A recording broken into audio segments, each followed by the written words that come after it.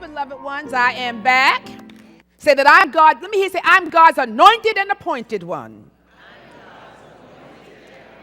I am God's anointed and appointed one. See, when we know this truth, that's the truth that sets you free. That's the truth that sets you free.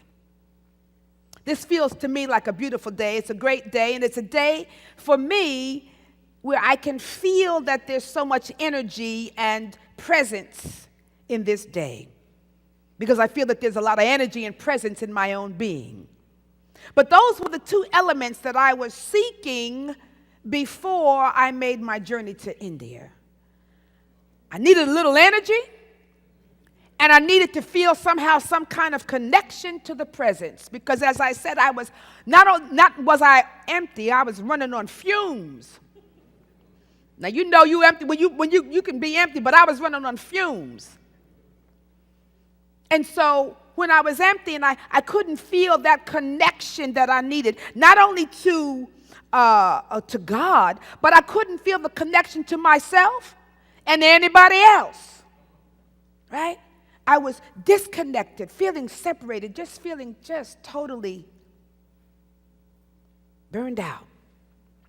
And so I knew I needed some type of grounding and some time apart, time to just be, to just stop everything and be.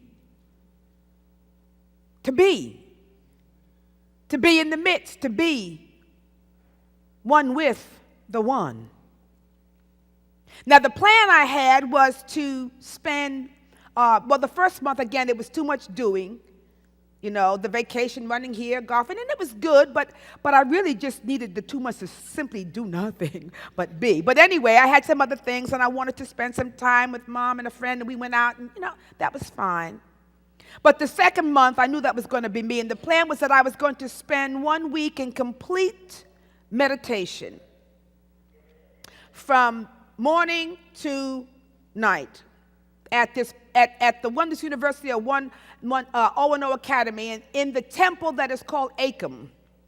And Acom means field of oneness. It means, that realm of divine connection to the allness that isness, the beingness of God, the beingness of life itself. And so they have a process and a program where every day you spend in meditation from morning till the early evening. There are 4 basic meditations, and part of them are to help you remove obstacles and to see where you're blocked, and some of them are to work on your energy centers or your chakras, and some of it is to work on maybe being in the flow or opening the heart and experiencing more joy. But they were themes that we would focus on and processes. But it was from the morning to the evening, and just meditation. And so I knew I needed and wanted to do that. And then the second half was going to be that I was going to go leave the south, which was Chennai and Acom, and I was going to venture up to the north to the headquarters of the Brahma Kumaris, because we had been invited, some folks had been invited from the America Meditating radio show with Sister Jenna to come and experience a spiritual retreat. And the spiritual retreat was called Peace of Mind. And so I thought, wow, I need to do that as well. And so I was going to go to these ashrams where I was just focusing on peace and being.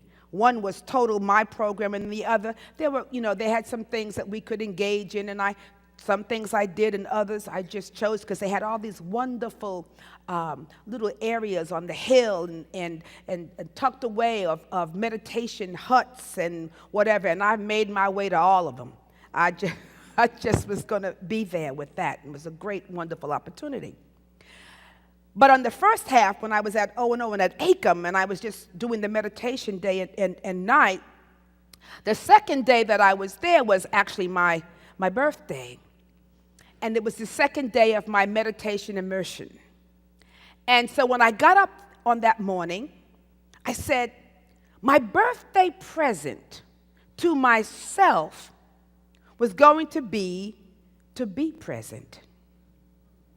That my present was to be fully present to whatever was, whatever unfolded that day. I was going to be present to it. And I was going to be present to the presence. And present to whatever presented itself. And it was so powerful because, believe it or not, rarely are we ever fully present. Rarely are we present because oftentimes there's so much distraction inwardly, so many thoughts, so many ideas, and so many experiences and perceptions and scenarios, and so many people that we are engaging with or must engage with, that sometimes we just get lost in the sauce. You know, you just get lost in the sauce and we're not present. Now, being present is more than simply being aware of what is happening around you. That's good to know what's going on around you. But being present is more about being aware of what is happening within you. What's happening within you? And mainly what is happening with and within your mind. Because that's where we dwell, right? In this inner kingdom, this inner sanctuary. And if we're not careful, friends, our minds can render us unconscious. Our minds can render us functioning on autopilot, right? Or just simply being asleep at the wheel. Because there's certain things we're into doing. Reacting to the doing. Not necessarily responding, but reacting. This happens, I do this, okay. And we're so busy with the doing and the reacting that we go on automatic because we begin to then do it without any kind of conscious thought or choice or awareness.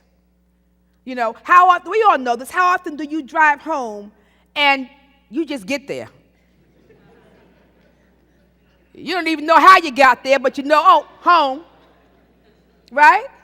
You just get there because we're doing it automatically. Not only does the body have its automatic functions, but we also find ourselves when we do repetition, when we do the same thing, well, I don't have to think about it. When you're at work, you just do what you do. There's no energy, there's no conscious thought. And what happens is when we function in life on that automatic mode, we begin to miss our very own lives. We miss what's happening.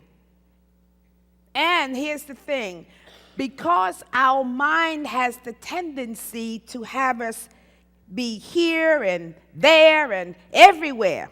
The mind will have you be everywhere except in the present moment. Okay? Now you have to understand the workings. Even though we all know this, I know this, but what I was determined was to really begin to have an experience of what is taking place within me and in my mind. Because when I'm everywhere present, here, there, all these different thoughts, and I miss being in the now moment, the present moment, what happens is we end up feeling drained and stressed and void of any kind of life energy. And there's a reason for that. Because I love the fact that Richard was talking about the past and how we need to kind of go to the past to kind of figure out what's happening. And some of that is necessary for us to do. But if you examine your thoughts, if you examine the quality of your thoughts, you would find that for the most part, they are either on the past or in the past, or they are in that future, right? In the past or in the future. Or perhaps the thoughts are engaging you in reviewing what took place. What took place either in the morning or what took place 10 minutes ago, but you're reviewing what took place. Or it has you rehearsing what you wanted to say or do in the future. Or it has you dialoguing, this is the fun part, it has you dialoguing or having a conversation with people who are not even in your presence but in your mind, right? And we do that. I should have said this, should have done that, and this is why they did that. And so with the mind then begins to get engaged in judging and analyzing and thinking and comparing, and well, they're like that, they didn't do that, and it's a whole thing happening. In the meantime, you are not present. You're engaged in mental activity, but you're not present. And then it becomes, when we allow ourselves to have all that energy, it becomes a waste of time and a waste of energy. And you know why it's a waste? And why, when you engage in that, you will end up feeling drained and tired and void? Because that activity, when your thoughts are in the past or even when they are in the future, it's not real. And it doesn't have any creative energy. Those thoughts don't have life because that activity has already occurred. That projection is simply a projection, and there's no creative energy. The only place that we find where time and energy and creativity is carried forth through the power and the presence and energy of God is in the now moment. That is the only place where we find that. And so when we don't live in that moment, we're living in empty, it's like what do they call, like empty carbs, you know? It's not nourishing your body and feeding, it's empty carbs. You may think it tastes good, but it's empty. Those thoughts you may think you're doing something, thinking and figuring it out, but it's empty. And it is emptying you of the vitality of living right now and accessing God. Because when you're in that now present, you don't get tired. You don't get drained because you're in the presence of life, right? God is present right here. Even though the Bible says God is the same today, yes, God is the same, but the energy, you can't access the energy of God in the past. And you can't access it in the future.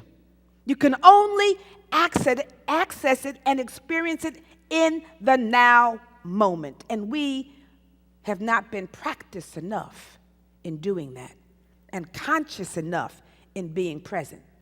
And so what I came to understand, not only to understand in these time that I had dedicated to being present, but I began to have a different experience. Because this is the thing, so much, we're so conceptual that we don't recognize we're not experiencing something. And the only way that something really is real is when you experience it. I was telling the new member class, I could describe chocolate to somebody who's never had it.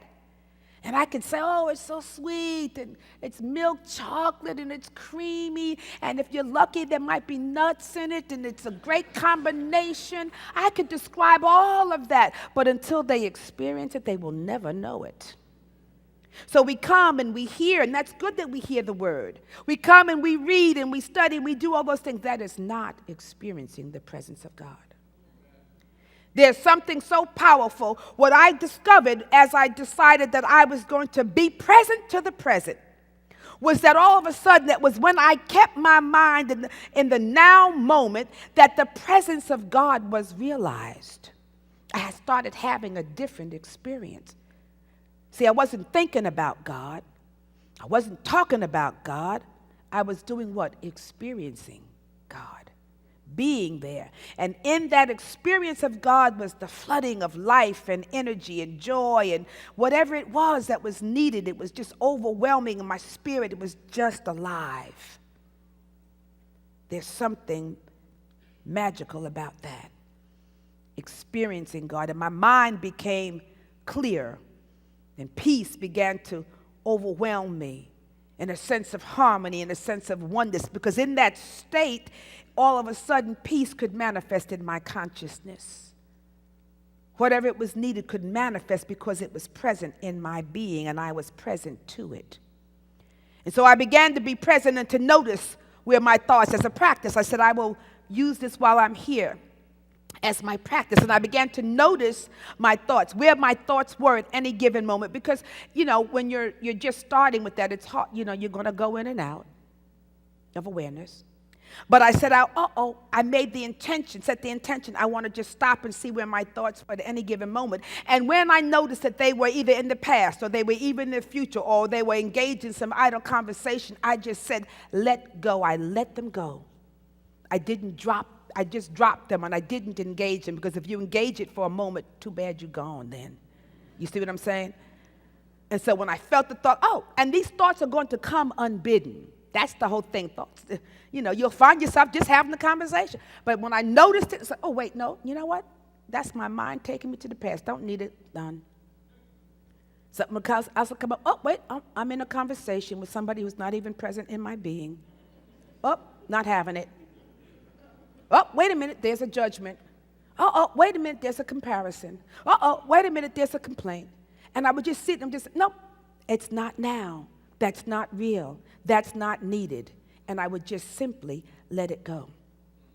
And what was happening was then I was creating more space in my beingness so that God could be present. And all of a sudden, the vibration, people were saying, you look so different. And I was like, yes. Because I had come from, by now I'm at this other retreat, but I had spent the whole week in meditation. And people who knew me were like, wow, you look so clear. And I said, yes, I'm clear, And what I saw was that when you continue it as a spiritual practice, a spiritual way of life, but we have to have it be a practice first, because we're not conditioned to do this. But as you begin to do this, not only will you begin to have peace of mind, not only peace of mind, but peace in mind. There's a big difference. There was peace in my mind. The thoughts, they still came, but not as furious, because I wasn't entertaining them, or when I noticed them, I just said no. It's a waste of my energy. I'm wasting my vital life force with that thought. I'm wasting my divine gift of energy and creativity with that energy of the future. Because here's what happens. When we become so present to the presence of God, what happens is God begins to, now the statement that says live and move and have its being, then God can live and move and have its being in and through us. And then all of a sudden, whatever is needed, if there is an answer that is needed or guidance, you don't have to then think about it or create it. In this space, it arises. It comes. And it was like, oh, okay, do this. Go there. Yeah. See, even if there's something that you have a goal, for work, and I'm not saying that you don't sit down and you don't have to plan, but the consciousness, if you have a project coming, if you can somehow practice the presence, the thoughts that this is how the mystics did it.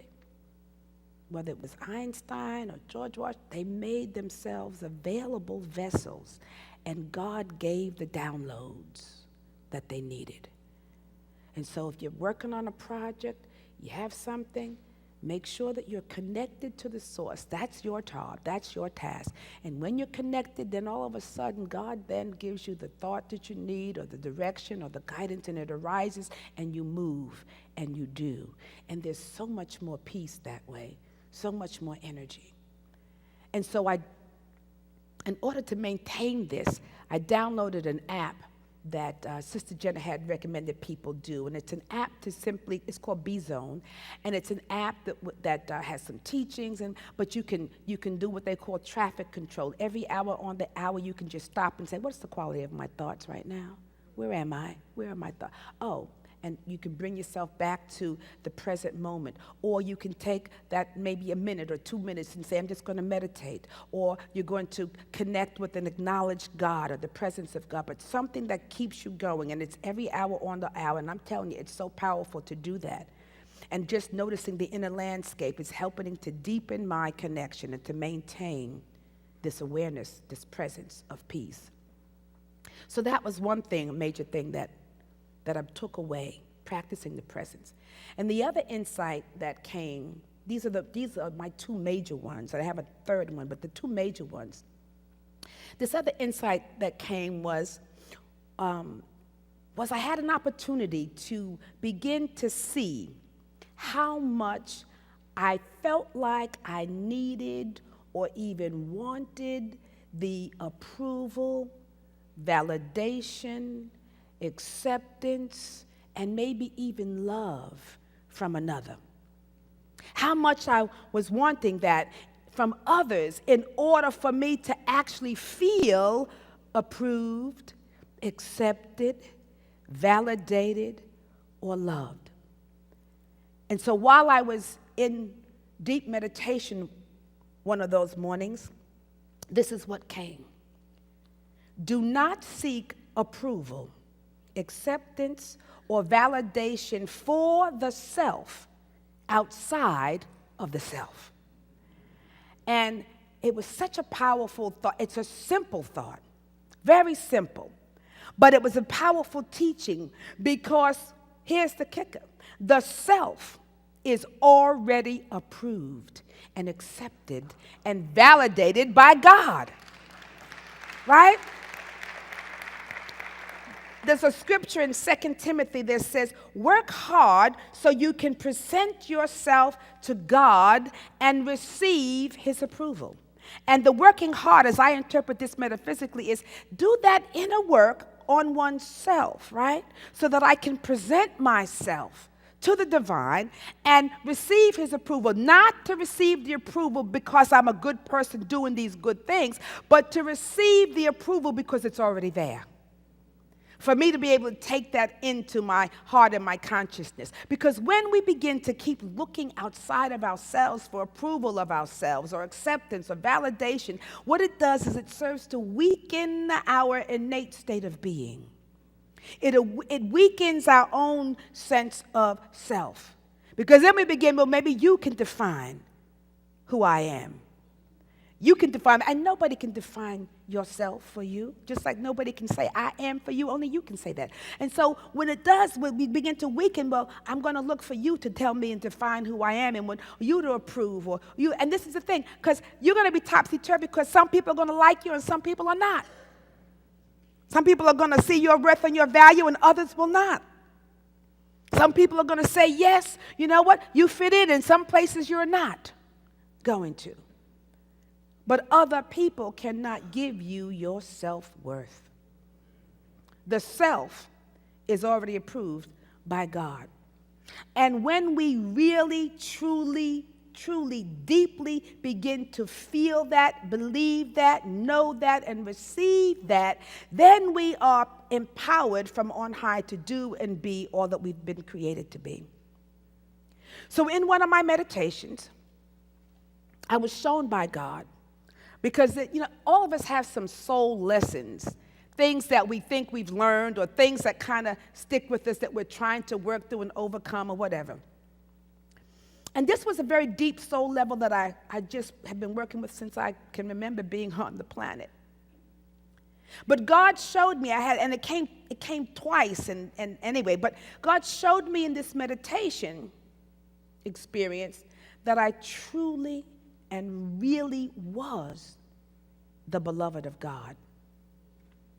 And in this, while this was happening, I actually, it penetrated deeply in my heart. It penetrated deeply. I was standing in the presence of God, and all this light and love was just being poured out in me, through me, upon me. And it was so deep, it was like I couldn't, and there was in the background, there was the faded image of those feelings that used to exist, and that they were, and even the Spirit said, even in that time I was there and I'm present. You were my beloved then and you are my beloved now. And so all of a sudden, I felt these things begin to fade away, and I could feel the love of God. It was a very powerful experience, and it was not just a concept, it was an experience. You understand what I'm saying? Not a concept, it was a happening. And all of a sudden, these things began to be released from my being. The not enoughness, the unworthiness, the not belongingness, the not quite right enoughness, the not lovableness, the not prettiness, the not thin enoughness, everything, all the nesses began to just fade. And I was just there in this presence, this experience, enfolded by this light and love of God. And I received, I believe, that healing and that freeing, that soul level energy of healing and freeing, the energy and the grace and the love of God. And I knew without a doubt that I am approved by God. I'm approved by God.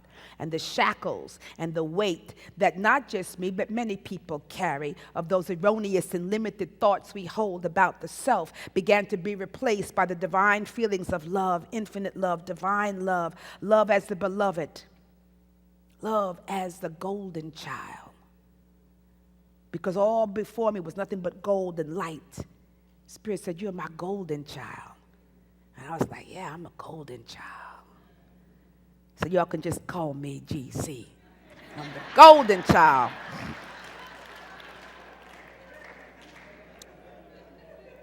And it flashed this when I was in the store. There was a picture.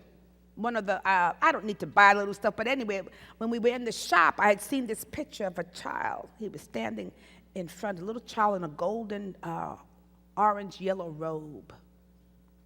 And there was light all around him, and he had a flower, and he was standing before the picture in face of Buddha, and Buddha was shining all this light. And twice in the meditation, that image came, and it was like to remind me, I am the beloved of God. I am the golden child. You are the golden child. But you have to begin to know this now without a doubt. Not know about it, not because I'm telling you, but because you have an internal experience of God. And when you have that, you know that you know that you know. Do not seek approval for the self outside of the self, because it'll never fill you up. It'll never be enough. But with God, there's enough. I had so many wonderful insights and aha moments. I can't really share all of them with you, but here's a quick one, my last one I wanted to share, because this one was a funny one, and it was, I think, a message that I also will take with me as one of my life messages. So one day we were going to go to a hike to go to what they call Baba's Rock. And they had warned us that it's a very steep climb. And we were on this mountain, and Mount Abu, Rajasthan, is like thousands of miles above sea level. It's already on a mountain, but this rock was on top of that mountain, high, high, high. And from my understanding, that you'd be able to, once you got there, to be able to look over and you could see Kashmir, and you could even see Pakistan. You know, we're in India, but that's the expanse. So I said, and we were going to have a sunset meditation. And I was like, I want to experience it. I've got to go. Challenge was, I was having some challenges with asthma the whole time that I was there. And I was leery about whether I'd be able to make the trip physically, you know. And there were some folks who were concerned because I had been coughing and hacking. They knew I was, you know, doing whatever. And so I prayed, and I said, I want to go. And so, you know, you always have a water bottle when you travel, and you keep a water bottle with you because it's hot. You need to be hydrated. So whatever you do, you have a water bottle. And then I had my satchel with my notes and books and all that. So I had that on my thing, and I had my water bottle. I said, well, okay, fine, I'm going to do this thing. So about halfway up this mountain, this rock, because it's not just a mountain, it's rock. So you know how you have to climb up rock. It's steep, and it's rock. So you have to find the perfect footing to get up, to find out, to keep your balance and all that stuff. So halfway up there, I'm huffing and I'm puffing and I'm wheezing and I'm struggling and I'm stopping to get my breath and you know, I was just like, okay.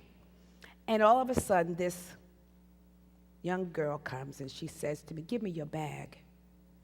And I said, oh, no, that's all right. She says, no, give me your bag. And I'm like, oh, you know, this is what you got to do, right? Pride goes before the fall. Oh, no. Like, oh, no, I got this. I'm like, but I got this. So she says, She says, give me your bag. She takes my bag, she takes my water bottle, and then she takes my hand. And she turned and she begins to walk and pull me up this mountain. And I didn't even know her because people were all going, there's, I forgot how many, about 200 of us at this particular retreat.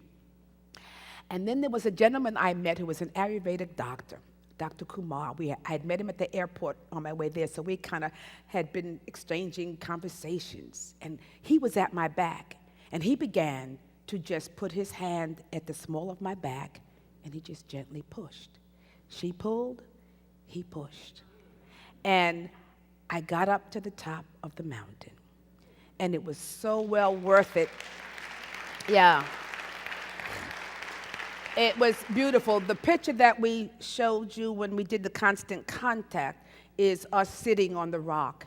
And we had a chance the expanse was so beautiful, and you're high up. And the energy was so sweet.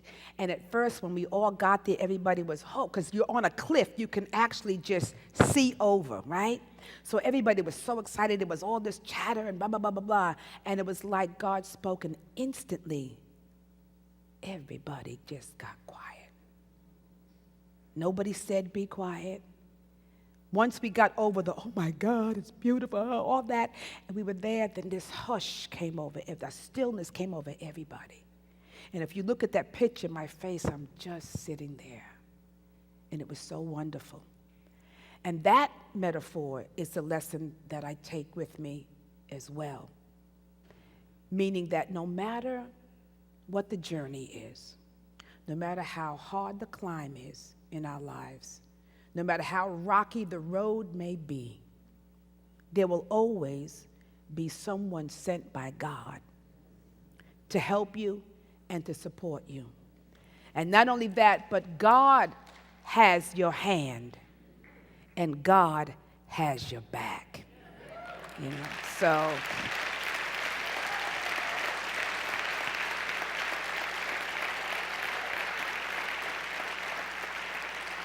yeah. So our commitment is very simple. It's our commitment and it's our salvation. Stay present to the presence and focus the power of your mind on the now moment. Practice being in the now. That's yesterday, that was a minute ago, now.